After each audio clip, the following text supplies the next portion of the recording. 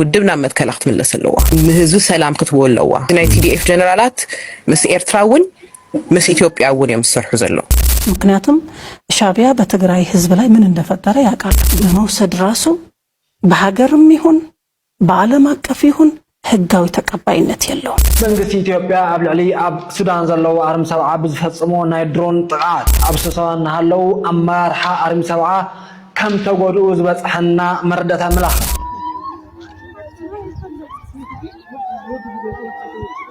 سلام عليك عبيتي وزا يا channel بيسوي همين ياخم ده حدهم نسو دفون يا جنال لما انت لما انا وقت على خونا تكراي حد يحسلكم متين ياخم زبا لا اذا راك شو حد شلون لايكنا سبسكرايب نغوركم نا channel بيسوي تكونسولو مالتي فازي قطعنا لا አኹኩ ብሎ ነገራት አለው ጌታቸው ወረቀት ከቅርበሉ ተልኹ ሻሎ ኢሉ ይድብር የለይ ነይሩ ዝብል ቅሬታ ከም ዘሎ ይፈልጥ ደብረጽዮን ናብ ማይጨው ደብሪ ንዝብል ቅሬታ ከም ዘለዎ ይፈልጥ ፈትለ ወርቅ 79 ሕሰቦ ብዘይ ግባብ ገምጊሙኒ ወዲ ዜና ዝብል ቅሬታ ከም ዘለዎ ይፈልጥ እዚ ኩሉ ቅሬታ ወሰብሓት ክንዲ ሰብሓት ወደይ ወሊጽኒ ኢሉ ዝቀንእ ሰበሎ ኢላ ያምንን ውድብና መትከላክት መለሰለዋ ንህዝብ ሰላም ክትወለዋ ናይ TDF ጀነራላት ምስ ኤርትራውን ምስ ኢትዮጵያውን የምሰርሑ ዘለው ንምንታይ ንኸብዶም ክብሉ ምስ ክልቲኡ አካል ጄኖሳይድ ዝፈጸመልና አካል ክሰርሑ ተኽኢሎም ንሰላም ኢሎም እውን ምስ ክልቲኡ አካል ክሰርሑ ይኽእሉ እዮም ዝብል እምነት አለን ሓራ መሬት ተልዓል ካለይ እንዲያውም ብጣዕሚ ናይ ሱር ናይ ለባም ስራሕ ሰሪሖም ኢለ ዝኣምነሉ እሱ ዘምከንሉ መንገዲ ብርኢቱ ዓለም ብኻሊ ዝመሳሰለና ምሳና ክነሰልፎ ንኽእል ሓይልስ ክነብዝሐለና تي كادر ناي حوحاتس متمرر حطرح سميو زخير كابو سغير دما ناي منغس سراحتيا تقصار سلازهونه تزبزحس نتن مهيو طرحيلو ابتي سراح كم زلو زغلصو يمو قوم خوين هاليس كقالس يلو خاميت امني مستغزي زخيد نتغزي زبل حساب حيزوم تقريبهم اسيو خمزولكو انا تعلمعتاونت تبال حزون تسرح تطقم يازل نتلني بحاجة وجن سقيلو زرعيني ناي دبلوماسي مودعتان مجمرتان صمدوت بحال جيروم سلازو سودوا يمثلني عدوتات تجراي حوحات ودبي متياس دقي ختوسد لي عيلو إلهم اندابا خيو خحاب ومس بتعمي مزجنني اختحاسبو تمرت او نساتهم كعبل ويخولن بحيلهم نخي عبللو خنسرح مالت خنخئل لنا فالتينا ጌታቸውን ይፈልጠንዩ አለውን ይፈልጠ ድምርጽ خبز ይብል ይፈልጥዩ ደላደል የፈጠረበት ይጽምዶ ነው ይሄ ጽምዶ ነው ምክንያቱም ሻቢያ በትግራይ ህዝብ ላይ ምን እንደፈጠረ ያውቃሉ በማስገደድ በፍጹም ጭካኔ ወደ ማሰልጠኛ መውሰድ ወይም ደግሞ ወደ ጦርነት መውሰድ ራሱ በሀገርም ይሁን በዓለም አቀፍ ይሁን ህጋዊ ተቀባይነት የለው ስለዚህ እናት ድንጋይ እየወረወረችላቸው ናቸው ወደ እነሱ ነው እየወረወረችው ያለ የትግራይ ወጣት የገንዘባቸው ምንጭ የዶላራቸው ምንጭ እንዲሆን በተለይ ለሻቢያና ለእነዛላሉ ቡድኖች የገቢያቸው ምንጭ ከወርቅ ነበር ወርቅም እንደልባቸው መዝብረዋል ወርቅ ብቻ አይደለም የትምት እንዳለ ሀብታቸው ወደ ሻቢያ ወደ ኤርትራ ነው ያዘመቱት ያሉ ማለት ነው ስለዚህ የትግራይ ሀብትም ጭምር ነው እየተመዘበረ ያለው ወጣቱን ጭምር ነው ንግድ የከፈቱት ማለት ነው ይሄ በኢንተርናሽናልም ትልቅ ወንጀል ነው ናሽናልም በጣም ትልቅ ወንጀል ነው ትምርት ቤት ደግሞ ለምን ዘጉት ተጉንበሳ ክንቀጽሊና እኔ ወዳ አየለ ራሳብለው በራሳቸው ነው ይሄ ለዋናው ዓላማ ያፈሳ ነው አሁን እኮ ስትራክቸራል በሆነ መንገድ ነው የትግራይ ትውልድ እየተገደለ ያለው በጦርነት ውስጥ ሆኖ ነው እኮ በጦርነት ስነ ልቦና ሆኖ ነው እየተማረ ያለው አሁን እኮ ጽምዶ ሲባል ትምርቱን ትቶ ስንት እንደጠፋ ማለት ነው እንኳን ሊማር ዛርት ዝባሃል አለዋ ሓደ ጊዜ كم أصيل سب كمثل كله بر نزي انزرعي انسب يلن هم مسيلات الرأي مثلن الحزب تግራይ ከዲ ዓቶ ያ ሕዝቱ ለዘላ ክንሞፀይና ማለት ሰይልኮ ክንዲ ደንጎላ ዝኾን ሓሶት እንዲ ዓባይ ያ ወሊዳ ያ ወሊድካ እንተናእሰ ንውላድካ ክትብል ሞዴል ክትኮን ስለዘለካ ናይ ሓሶት ሞዴል ክትኮን ይብላ ናይ ክሕደት ሞዴል ክትኮን ይብላ ናይ ባንዳነት ሞዴል ክትኮን ይብላ ሰይላ ክት ሕሱ ከላ ሰይልና ክንሪኣ ከዓይን ክእል ከሪያ أجندة حيزة يا خيدا أجندة خل كلهم أجندة أبا أجندة نتيكونه لك خمسو مسحف زيتري وزلهم أجندة حيزة أروي بقصري من نبيجس كم زخد من انتهي كم زوسن من إيرو كم زوسه إذا أنا كلنا بأجندة حيزة أتلهم كم زخدت فلتره تا مرد أتارك كيف تبهالتا أجندة باي خمس أجندة مسحف مثل أجندة اتما أخلاي كوميتينا حوحات نتأكد أني خوصن كله بمول أن من وصنة من تزارب من كم انتهي بله من نبي ሰበር ካብ አርሚ ሰብዓ ዝበፅሐና ሓድሽን ዘደንግፅ ሰበር ዜና በፅሐና ኣሎ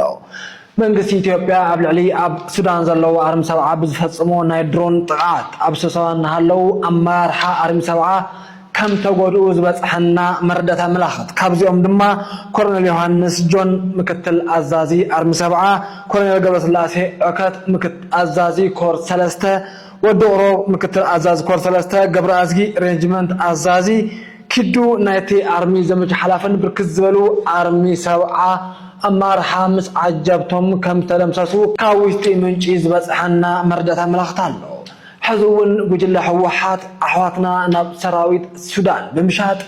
مسواتنا نابزحو يركب زون على ملاحظة الكالات በዚህ ሰዓት የቀድሞ ጠቅላይ ሚኒስትር አቶ መለስ ዜናዊ ልጅ ሰማል መለስ በትግራይ ፖለቲካና በህወሓት ከፍተኛ አመራሮች ላይ ያልተጠበቀና እጅግ ጠንከር ያለ ትችትን ሰንዝራለች። ሰማል መለስ በትግርኛ ባደረገችው ቃለ ምልልስ ላይ በአሁኑ ሰዓት በትግራይ ክልል ውስጥ ያለውን ፖለቲካ ያሽከረከሩ ነው ያለቻቸውን አመራሮች ስማቸውንም በግልጽ ተናግራለች። ወይዘሮ ፈትለወርቅ ገብረ እግዚአብሔር ሞንጆሪኖ የቀድሞ የብሔራዊ ደህንነት ዋና ዳይሬክተር አቶ ጌታቸው አሰፋና አቶ ደብረጽዮን ገብረ ሚካኤል በአባቶ መለስ ዜናዊና በቤተሰቦቿ ላይ የቆየ የቂም በቀል ስሜት እንደነበራቸው አንስታለች። ከአባቷ ህልፈት በፊትም ቢሆን በስራቸው ላይ ክፍተቶች ይስተዋሉባቸው እንደነበርና አቶ መለስ በሚሰጧቸው ጠንከር ያሉ ግምገማዎች ሳቢያ ከፍተኛ ቅሬታን ያሳድሩ እንደነበርም አንስታለች። አሁን ላይ ደግሞ በትግራይ ክልል መዋቅር ውስጥ ቁልፍ ቦታዎችን መያዛቸው በስጋትና በትችት አስተያየት የሚሰጥበት እንደሆነም ሰማል ተናግራለች። የሰማል መለስ ይህ ይፋዊ ትችት በወቅታዊ የትግራይ ፖለቲካ ላይ ምን አይነት መነቃቃትን ይፈጥር ይሆን?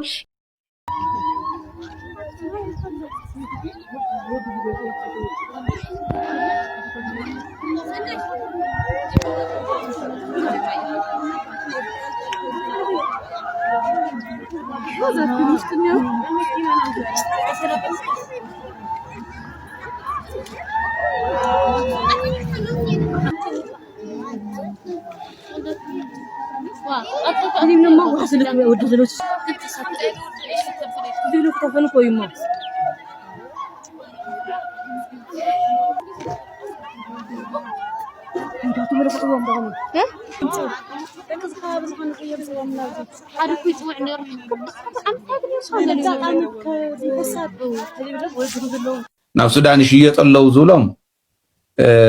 መከረኛ ኢትዮጵያዊ ወጣት ይተሸይጡ ኢትዮጵያዊ ወጣት ኣብ ኩምሩክ ሰገር ኩምሩክ ኣብ ቤንሻንጉል ስልጥን ዘሎ ካብ ሕድሕድ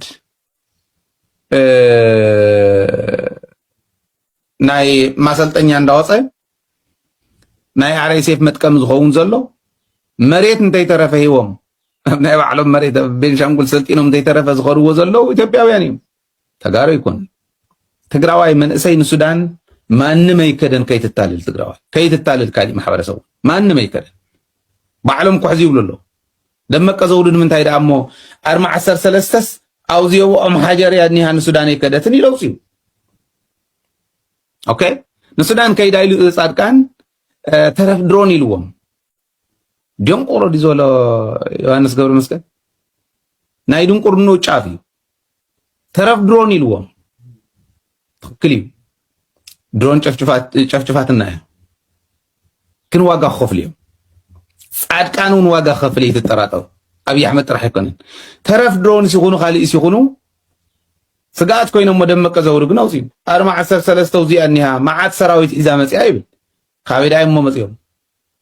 እቸም ድሕሪኦም ከይዱ ዝወልና የለን እሕናውን ንፈልጦ ነገር የለን ስለዚህ አርማ 17 አርማ 11 አርሚ 42 ዝበሃላ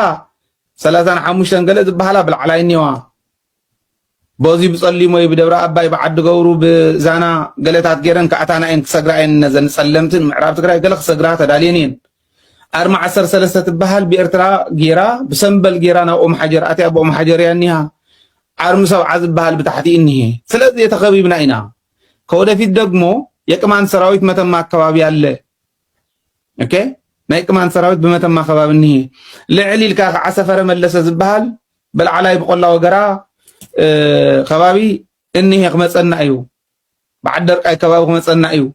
ናይ ንላዕላይ ገጽ ሓንቲ ክፍቲ መንገዲ ኣዘላ ተሪልካ ኣብ ጽርግያ ከባቢ ዓልዞም መሳፍንት ግዛዕ ዝበሃል ዘለዋ ልዕሊሉ ግን ናይ ጎጃም ፋኖ እንሂ ክንሐልፍ እውን ይንኽእል ንኽበብ ኢና ዘለና ዝብል ደመቀ ዘውዱ ዘውፀይ ክትክበብ ጥራሕ ኣይኮነን ኣነ እንደውም ተኽኢልኩም ደመቀ ዘውዱ ብኢድ ሓዝዎ እየ ብኢድ እዚ ዝበሃል ዘሎ ስለዚ እዚ ከይትገብር ምግበይ ትበሃል ገዛ ኣለካ ኣውዝ ለካ ገዛ ጆን ትበሃል ገዛ ኣለካ ማሾ ትበሃል ገዛ ኣለካ ድንኩል ትበሃል ገዛ ኣለካ ኣከለት ብታደሰ ትበሃል ገዛ ኣለካ ስለዚ አንቱም ከምዚ ዝበልኩም ገዛኹም ኣብዚኦም ሚጥኩም እንተመሪሕኩም ኮርሰኩም